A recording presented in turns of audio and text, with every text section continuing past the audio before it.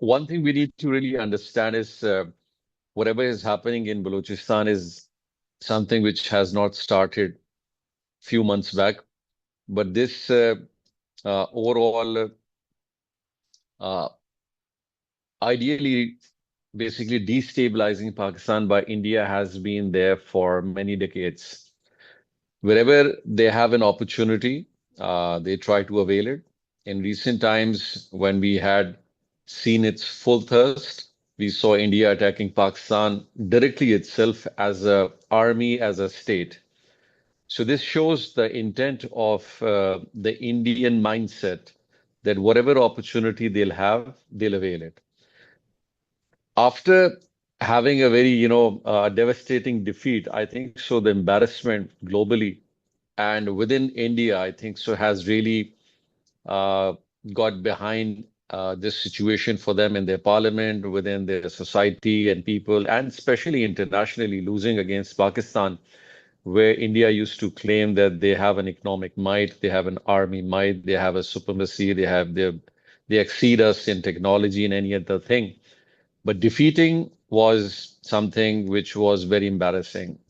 Right after that, we see how the desperation was really transferred towards Balochistan.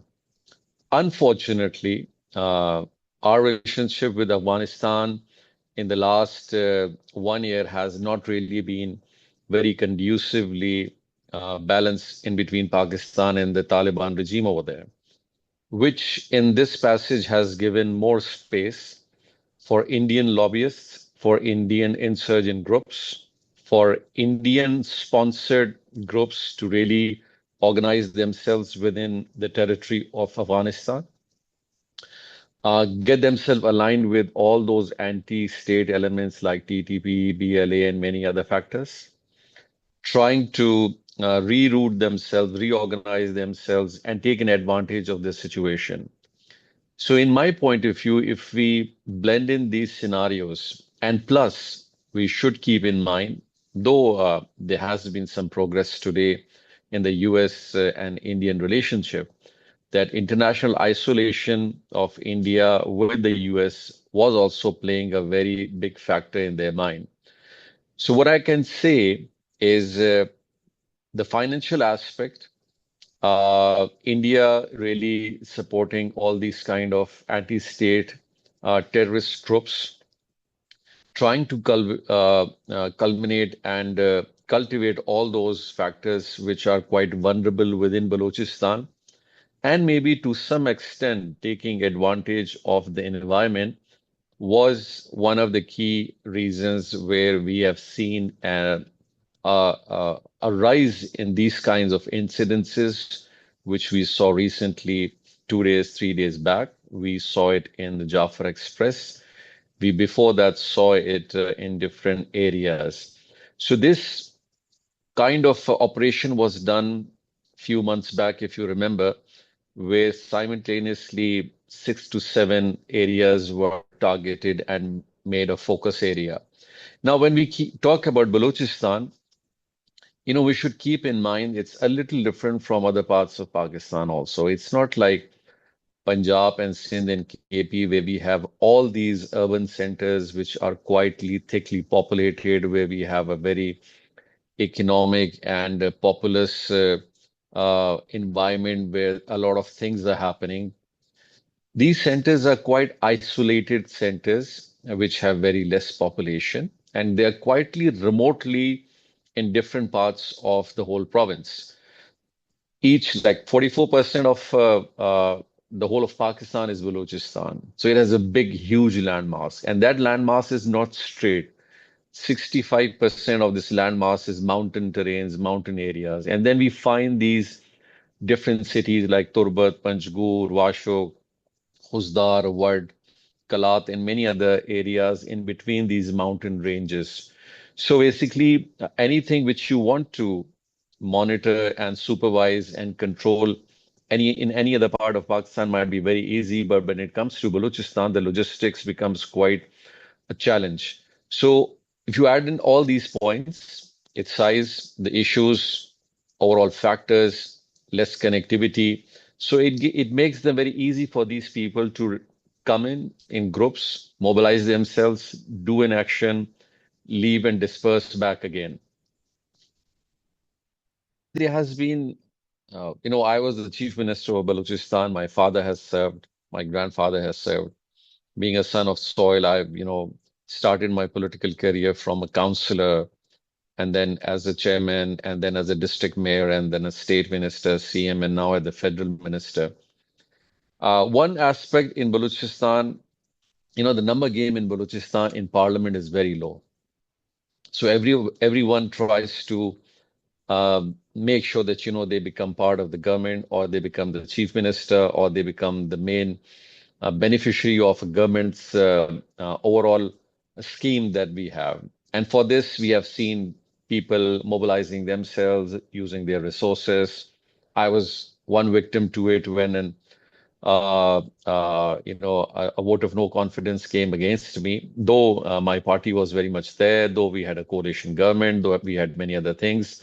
So this shows in Balochistan, in order to destabilize the political setup, a lot of things can play a role.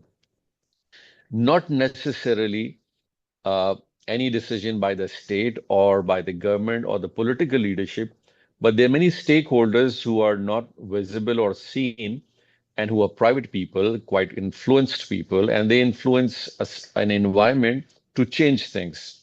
So I do believe this factor has played its part in Balochistan for the last few decades, and which has slowly and gradually given space more to people who are from Balochistan, yes, but who might not be quite populous, quite entrenched into the ground realities of as political workers, and who have not been serving there for a very long time in giving facilities and working for their constituent people. So we have seen in the last 10 years people who not really with solid political and service background coming into politics, getting hold of positions, taking benefit of the government. And then obviously when such people come in, they always have a feeling that for them it was a one-time opportunity.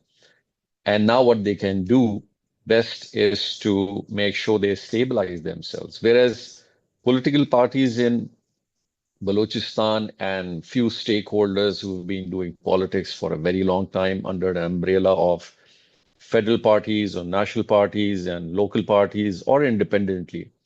They still do believe that, they have to do politics in Balochistan in many, maybe upcoming next generation also. For them to take any decision where they would not like to do anything for their people is not possible. So I would say that, main stakeholder people who are politically very much responsible and very much there who can play a role maybe in few last years have not really gotten that space of being heard, or maybe that space of being part of the overall government work which needed to be executed or taken forward.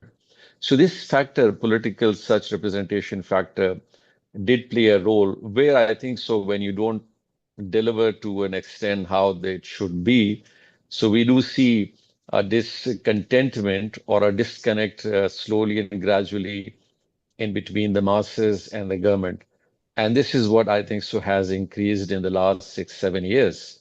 And and once this happens, so a vacuum is always seen as an opportunity by these groups who are now funded, who have their psychological warfare, who are more mobilized. So this, whatever terrorism and terrorist groups are doing right now, if we compare them 15 years back, so we have seen an enhancement in overall capacity. Whereas the other side capacity must have not has really performed as these guys have done it. So they are working day and night, trying to see an opportunity, vulnerabilities among people and masses, cultivate on them, work on them, spend money on them, try to bring them from away from the loop of the pro state and government factors and bring them more towards their sensitization. When we see Balochistan as a whole, the border that we carry with Afghanistan and Iran is close to, if I'm not wrong, 2,000 some hundred kilometers. And it's a very long border. It's quite a porous border. Used to be a very porous border. Then there was a program of fencing it, that fencing completed. But again, when you go in these tough terrains and areas, there are many areas which are not accessible by any individual because of such a terrain which exists over there. In the last many years, we have not really seen the right kind of a development which really needs to be done. Not only developing in infrastructure. See, infrastructure uh, covers the logistic easiness for all people. It's for the administration, it's for the armed forces, it's for people. So if majority of your area is not accessible in these border areas, so that gives space to people to infiltrate through different means. And it's quite easy to like infiltrate through these peoples by people make trenches, people are seeing other opportunities of crossing it. Yes, the technology and many other aspects are there. They are being put in place also. Secondly, Pakistan and Afghanistan have, the relationship which we had with Afghanistan since 50, 60 years. So there are a lot of people who live on this side of the fence and that side of the fence, belonging from the same tribes, belonging from, at times, same political mindset, whether we call it the religious mindset or the nationalism mindset. So there has been a constant engagement and coming and going forward through businesses, as many other things in the last 10, 15 years. And so it means like, you have your people on both sides. You have your, at least if you don't have your direct people on both sides, but still you have people who know you, who have a connection with you, where you can communicate with each other. And in the last many years, we had a very open border system of trade also, which slowly and gradually has been regularized to some extent. But whatever has been done in the past, so we do have those assets which have on both sides. So now it's a matter of who's using those assets. I'm sure like there are many people who are within Pakistan who are Pakistanis, but who have affiliation with all these kind of groups, and they work according to their wishes and their agenda, and they are being used and they work for that. So I would say there's one portion of people who cross the borders and do some work, but at the same time, we have many people within Pakistani territories where who are used or are kind of manipulated for that purpose. Uh, uh, I would say that political dialogue has always been there, and I think so it's still there.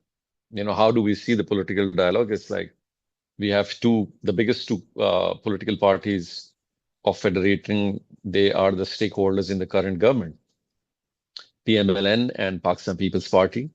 Then we have JUI, a very expanded party within Pakistan. They are in good numbers within the parliament of Balochistan. And then we have representation from ANP, National Party, BNP Mingle, and few more other people who are independent. So this shows that the parliament which exists today within Balochistan has political representation. And when we talk about political dialogue, so Pakistan People's Party and Pakistan PMLN are in the cabinet, in the government, and their interaction with different stakeholders is still happening. So the key political dialogue when we speak about, so there are two kind of political dialogues that you can have with. One political dialogue can be, or I think so, the political dialogue is with a political setup. So you can have a political dialogue with a political party, with a political mindset of people who agree on sitting with you, discussing the issues, and you bringing a resolve of all those issues through a political system, through the governments that we have, and whatever structure we have within Pakistan. Now, on the other side, there's another group which does not believe in political dialogue, where their core reason for all this fight is to break Pakistan and to basically free Balochistan. So even if you want to have a political dialogue with them, they don't believe in that. Then on the third side, there is a big group, and there are a lot of people who don't want this extreme uh, uh, step of breaking Pakistan or disassociating from Pakistan, but they have a discontentment with our structure, whether it's the government structure or any other structure. So for us, the key element is now to address a very big population of people who are very much Balochistanis, who want to be very much integrated in this whole structure, but they have the grievances. They want to be heard. They want their issues to be solved, and they want things for Balochistan to be run in a very proper manner. So I think so for us, it's very important to first identify this huge chunk of group of people who we can very much cover in. So for that purpose, we can do a political dialogue, yes. We can do a governance mechanism, yes. We can involve people, yes. We can bring them and streamline a mechanism of listening to them, listening to their grievances and addressing them. So I think so our main focus should be in this for this middle part people. Somehow what happens whenever such a situation occurs, now the extreme elements are trying to cover up this middle part people, which is a for 50 to 60% population. And somehow they are sensitizing them on a daily basis of how, let's say, ineffective the government structure is for them by comparing, how your livelihood is, what you're not getting, what's your right in terms of many other things. So we need to see, like I always say, you have a checklist of two things. One is haves and have-nots. So whatever have-nots you have, fine. It's not compulsory that at times people say, people who have come, who have fought, they have roads, they have building, they have education and everything. I say, fine, that you have to uh, checklist, you have to click all those points where you have to work as a responsible state, as you have to work as a good governance structure methodology. You have to give your people all these things. Let's finish this list first, give them whatever their rights are, and then we come to the other part of the list, like why such issues come up with if everything is being given and still there is a kind of a mental thought in people's mind, or there is a big factor of people going against the state. So then you do the diagnosis of really identifying those people. Like every person would not be exactly like the other person. So there must be reasons of such a person going and aligning themselves with somebody else or anti-state actor. I do remember when I was the CM, there was a case of a person who died in Turbat. And it's a very crucial thing for us to understand this concept. So the people, they brought the body to Quetta. So the body was in Quetta and there was agitation for 2 days. I called upon the people, I met them, I had a very long discussion with them.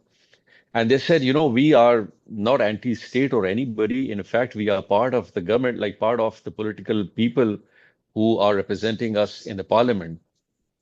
But what happened, through a police raid, some of our people were killed. So there was a raid at night and there was fighting and certain people of our tribe, they died. So next day when we went outside and we agitated against that and we asked that, there should be a death certificate which should be given to our dead bodies. The health department in that province of Turbat refused us that. So we told them, fine, we'll do an agitation. So we did an agitation in Turbat.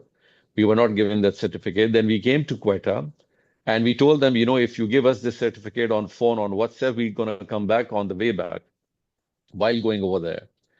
So I asked them, I said, so you only need a death certificate? And they said, yes, we need a death certificate. And now we need you to announce a commission to just find out what happened.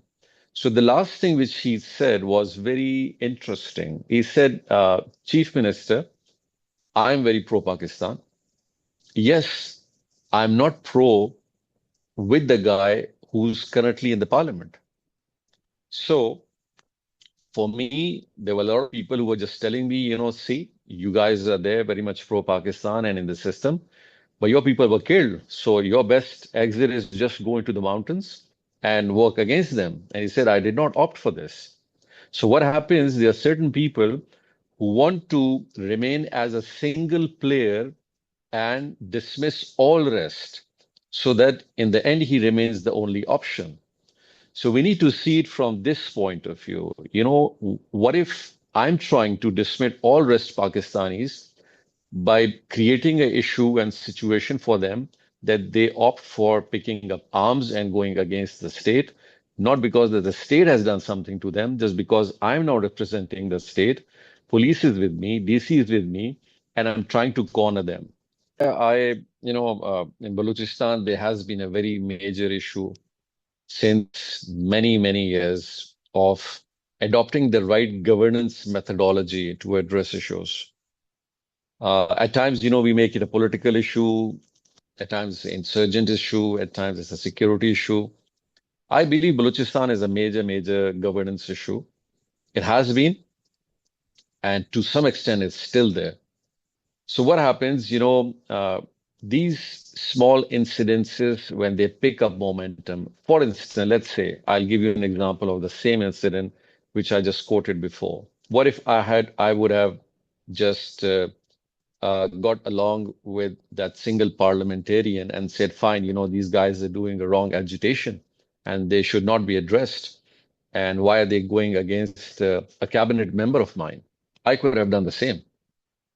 What would have happened? We would have created another monster out of that. They would have then that whole thing would have expanded all the way to the rest of the cities, and the bodies would have been there just for what? A single death certificate. So what I mean to say is like, if somebody listens to this interview and through my word and through my voice, so you have to really be sensitive enough to see what can potentially become a major issue in the future if you don't address it right now. Everything is not equal. So there's certain things which are very sensitive, and especially when it comes to such incidences where people die. So people try to really work on these things. I'll give you another example of in Hazara community during my tenure, there were some deaths in the Hazara community. So what happened? The incident took place, and it was mishandled also. So when I sent a commissioner and the deputy commissioner to engage with them, they went to them, they had a discussion, they accepted, and they said, fine, we're going to bring the bodies back to Quetta, we're going to do the burial. And suddenly what happens, at that time, the minister, Sheikh Rashid Saab, he just gave it in the newspaper that I'm coming to Quetta and address this issue. So these people were like, fine, like now we are going to go and do an agitation because the federal minister is coming. And that whole thing ended up by the prime minister coming to Quetta. So obviously, what happened? Initially, it was an issue of ethnic group. And later on, we saw other parties coming in, pouring in, trying to give more hijacking that whole situation. And in the end, it was totally hijacked and it was taken by other political groups. I would say we should not give space to such weaknesses, and the government and the administration and the political parties, and especially the parliamentarians, should address these problems which people face. Like Gwadar has, we talk about how Gwadar issues really came up, like, at times it's on drinking water, at times it's on basic services. So these people, they mobilize people and they bring them and they follow them. You gave a very good example of the current MPA who belongs from Gwadar. We saw unimaginable number of women coming and doing rally for him. And these kind of numbers have never been seen by anybody. But fine, if that number, I'm sure by this time has reduced to a quite good level also. So by being more responsible as a government, by doing what our responsibilities are morally, and plus as a responsibility being in the government. That, being in commerce, I'll give you an example while being as a Minister for Commerce and Trade and somebody who has a portfolio of a foreign office. Things happen on a daily basis. There is no permanent solution to things. You have to be addressing issues on a daily basis.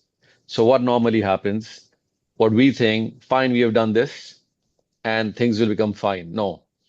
If you have made a road, you have to do something else. You have to mobilize yourself on a daily basis. Your governance structure needs to go to people and ask them what issues they have. So issues and problems will come on a daily basis. You can't just, so what's the success story which the West has and now the Gulf countries and any other country has? So they give the permanent solutions which the people require, infrastructure, services. But on the other side, on a daily basis, their police stations, their judiciary, and their other authorities give them relief on a daily basis on matters. And once, when your masses, they understand, fine, we have a system which is there, which is going to give us justice, and there's a system which is giving us services, then they become fine. Our problem is, fine, to some extent, we have addressed the infrastructure part, but we have not addressed the grievance part. Even in Islamabad today, you have a big city. In Karachi, you have a big city. There's so many infrastructure, facilitation, a livelihood, but still we see issues. People like go and agitate and make rallies and all because they want that particular matter to be addressed. In our governance structure in Balochistan, that part is missing a lot. Well, in order to address, bring peace kind of in Balochistan and address all these issues, I'm in a firm believer that the state, the message from the state should be that it's for everyone. Like it's not for Jam Kamal, it's not for a tribal head, it's not for a political head, it's not for those who are maybe standing at this point pro-government. So state and government mechanism has to be defined. So in Balochistan, if you are pro-government, people have made this perception, it means they're pro-state.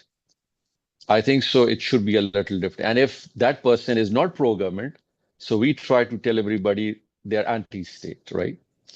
So that's how we build on it. Slowly and gradually, it doesn't happen just in one day. So I have always taken this responsibility. I said, when I put the flag of Pakistan, so I have to really carry its weight and its responsibilities also. It cannot happen if I'm just carrying the flag of Pakistan. I'm saying slogans about Pakistan and all these kind of things. But at the same time, my actions are not pro-Pakistani as a responsible person, as a responsible politician, or as a government authority. So I think so. Our leaderships at all level need to realize this. If somebody is pro-government or not pro-government, does not mean that they are really against the state. And this narrative we need to bring in differentiation. Yes, there are anti-state groups. There are, and you need to address them very strongly, firmly. But there are many who are not. And so what do we do? If we lead them, they slowly and gradually go towards that element where we don't want them to go. And once we start giving this message verbally and through our actions, I think so a lot of people might just change their course and adopt what is coming as a good sign.